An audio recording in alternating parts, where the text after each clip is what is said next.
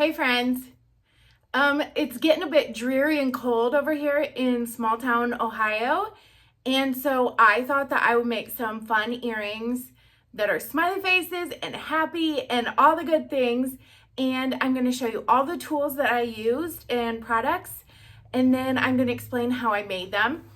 Let me show you the earrings first because they're super happy and fun. So the first pair looks like this. It reminds me of one of those like old telephones, that we used to use where it was like, shoot, I hit the wrong number, then you start over. Anyways, that's what those remind me of. And then this one, I did an outline of paint on that one. And then this one, they're the same slab, but just different shapes. So my biggest tool that I used was this fun little smiley face. I got it from a little Etsy shop called Blushes and Neutrals, and it works so well. She was like wonderful to work with. It was absolutely delightful working with her. Highly recommend you check out her stuff. She has some pretty cool things over there. And then my new favorite earring cutters. There we go. It's from a little Etsy shop called Creative Well, and Creative Well Company, like CO, and it's all one word. I will link down below for sure. Anyways, their cutters are like just the best quality, and I wish I could buy the whole store out, but budgeting. Okay, and then the only other two that I used were just basic Michael's, Hobby Lobby, Joann's shapes, circle, square, and an arch. And then the other tools that I used was always my acrylic roller, always. I'm never going to do a project where I don't use this at one point. Always my slicer, my big razor. This one is Lucy clay tools, and it's too thick to do a lot of things. I don't like it like for slicing into my canes or anything like that, but their main cutter's phenomenal. But I think the Sculpey ones are the best for like everyday use. And then I have this acrylic block, which I bought years and years and years ago when I was scrapbooking still, and I used that for stamping, but you can also buy those on Amazon, and I will try to link those as well. Next up, I use this Posca pen. It's the medium tip, and I just use that on this one here to do a fun little outline. And then I always use sandpaper. The sandpaper, I get 50 grit because I think it just adds so much texture. And I've tried the 60 and 70 and they definitely work. It just depends how much texture you want. I like a matte finish. And I don't love the look of resin earrings that I make. I think other people do it in the most phenomenal way. But myself, I don't prefer to use it because if you're outside, it can yellow in the sun. If you're using UV resin, I'm not sure about the other kind of resin, like the long drying one, because I've never done enough experimenting with it. I have some, but I've always used the UV resin. Now I use it all the time, every day on my knobs, and I have never had a problem. But it just seems like it's hard to work with. Sometimes it'll separate if you have a little bit of dirt or like sticky stuff on them, and it can just ruin an entire pair of earrings. So sandpaper, and then always I use the baking soda when I'm using cutters, and I use a little paintbrush to brush it right on my slab, and then I brush a little bit on the cutter, especially. I know some people dip, but then sometimes it can get embedded in the clay and be really hard to get out. And I definitely do that sometimes. It just takes a little bit extra cleaning, but if you just use the brush and brush it on the cutter each time, it seems to work really well. And I always use the paintbrush because then you can just slide it right off your slab and be ready to cut. Next up, I have these earring parts. This one, it's in a jar, but you can see they're just posts, but they're not just any posts. I get surgical steel, hypoallergenic, and those are also on Amazon. They'll be listed down below. They last a long time because you can buy them in bulk, and I've never had anybody have issues with them, except for one. A couple sisters came up to me recently and they said they're allergic to the hypoallergenic ones, like not the ones that are cheap, like the hypoallergenic ones. So I don't know what to do with that because there's so many different things, and I've never had anyone else say that. So I do use those every day. And then I just get these rubber backs. Like, I don't know if you can, there we go. I don't know. Sometimes I see that people use the clear ones that are bigger, and I think those look so much nicer, like on my earring card. But when it comes to like in my ears, I feel like the rubber ones just hold it in better. But that is just personal preference. And even if you're just a buyer, you can always switch that, and they're super cheap. So you don't have to worry about spending a lot of money. Next up, I have this lemon gel cleanser. I'm going to do a video on how I clean my earrings, and so you can see the whole thing. But that works so good because it's like, it's for your face, but it cleans like dirt and grime, and it's just lemon cleanser from Clean and Clear. And I get that on Amazon, and I will link it down below. Next up is Sculpey transparent, liquid clay. And I use that to put the earring backs on. This is what it looks like. I just put like a glob of it on, and then I put my earring on it and the earring back. And that, if you let it sit for a couple minutes, if you have a big enough glob, it will just come over top the sides, and then it is so much harder to get it off. I did used to use E6000, and it worked really well. I never had anybody tell me, at least, that they came off. But when I was doing some experimenting just to make sure that I was using the best products that I could, they did, with a lot of pressure, they could peel right off. So I want to use something that's not going to happen, especially if you have like kids or something and you're buying from me. So that's why I use the liquid Sculpey. And then I use this. These are the best jump rings in the game. I'm not even kidding. They're amazing. They're so strong. They're like 18 karat gold filled. I think I said that right. Anyways, I get them from a little shop called Bead Boat, and that's also on Etsy. It's actually not as tiny, like it's kind of big, Etsy shop. But they're always out of the 8mm, so I always get 7mm, and they are just phenomenal. Like, I don't have issues with them coming apart. I don't have issues with them being too big. I always poke holes using these bamboo sticks. They're like skewers I always buy from Target because they're the ones that are the most sturdy. The other ones can sometimes break when you're using them or applying pressure, but the Target ones are amazing. And I always poke my holes before I bake.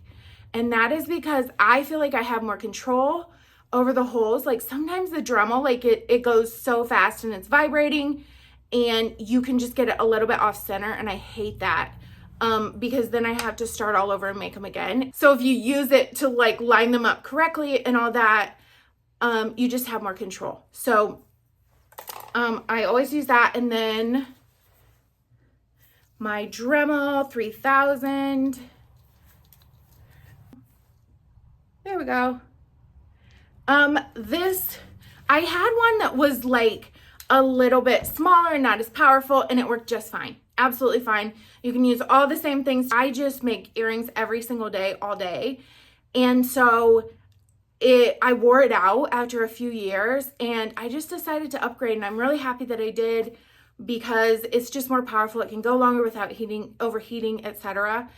But definitely you can go with the cheaper version if you're not making as many as I am. I think that that's just about everything. So what I want to do is share with you a couple techniques of how I made slabs, and I used the same smiley face cutter, but I used it in different ways. So the first way, again, these are the two earring pairs that I made. So this one you can see, they pop right out of the back of that slab. So I created the slab, the background color. I used a tiny bit of this, and this one is called Forest Green, and then a little bit of this Souffle, and this one is called Robin's Egg, and then I just added a little bit of silver, and that's how I came up with this color. The color possibilities are absolutely endless. You can do so much with them, and I just encourage you to play around with them because I've found some of my favorite colors by mixing clay. And if you're interested, I can try and do a video on that, but just let me know. So for those, what I did was I just rolled out my slab, the green, and I rolled it on my thickest level of my pasta roller, setting. And then I rolled it out, and then I cut these smileys out, and while they were all unbaked, I just put them on top, and I just gently pressed them down so that they would adhere to that. I did not want to roll my roller over it too much because I didn't want to lose the shape and the design of the smiley faces. And so clay will just bond with itself. You don't need to put any transparent Sculpey, liquid Sculpey or anything like that. It will adhere to itself. And so that's how I made those. But the way that I made these, I just made these again on that number 3 setting on your pasta roller. And I cut them all out, and then I baked a whole bunch of them. And once I baked them, while they're baking, I roll out the slab again on the thickest setting of the pasta roller. And once they were done baking, I went ahead and set them up as the design that I wanted. And you're going to want to set them a little bit closer than they're going to end up. So for me, they were almost touching. And then by the time that I got them embedded in the actual earring, they were like this. So you can see that they're embedded. So how I embedded them was I set them up in the pattern that I wanted, and then I took this acrylic block and I just gently pushed with even pressure down. So I just gently pushed, and that was because when I did my first pair, I did use the acrylic roller, and when I was rolling, it made it so that they rolled a bit over the edges, and so I had to start over, and I really wanted those to keep their circle shape and as well as their design. So you just push and push until they're level. Now it's never going to be perfect, but what I did was I just did it until I felt like it really was even. They're not popped out at all. So once I did that, I then took my sandpaper and I put it like this, and then I did the same thing. Now, when you're doing the sandpaper, you can do the roller across the top of this, because this is not gonna make it so that it moves, and it will just apply the pressure that you need. And once you do that, that is what creates that fun texture around those smooth smiley faces that were baked. And then at that point, I just took my bamboo stick, made my holes. I don't know why I couldn't think of that. Anyways, so I made my holes and I went ahead and baked them and I put them together, and I'm going to try those on for you. But first I need to show you something. This is what happened when I started rolling. Like when I have extra of a clay slab, a lot of times I'll just immediately roll it while my earrings are baking. I'll roll it and then it'll come out a new color. And I just want to show you what happened. So I'm halfway through rolling and I look at what it looks like, and check this out. Oh my gosh, they're like some of my favorite earrings I've ever made. Check those out. They're like galaxy. Oh my gosh, I love them. And they just dangle so perfect. So I have been trying to figure out how I did this and how I can recreate it. And once I do, I'm going to share with you because it's like too good not to share. And just so you know, I'm well aware that a lot of times the things that I love, everybody else hates. And that will happen to you if you're posting stuff. You'll think something's going to go over so well. You put so much work into it, so much heart, and you're like, oh, this is me. Like if I was an earring, this is what it would look like. And then like you get 3 likes. So don't get discouraged. It happens to everyone, whether they're faking it and pretending it doesn't or not. You're going to have people that don't like your stuff, and that's fine. Just wear it yourself and move on and make something else. So I'm going to show you what these look like on. So this one is the biggest one. I just love that little like telephone thing. It reminds me of calling my grandma in Illinois, and like we had to wait until the right time because it was cheaper in the evenings and all these things. But that's what that brings up. And then these are the 2 I already showed you. And here's the bigger one. And then here's the smaller one, just a little bit shorter. Super fun.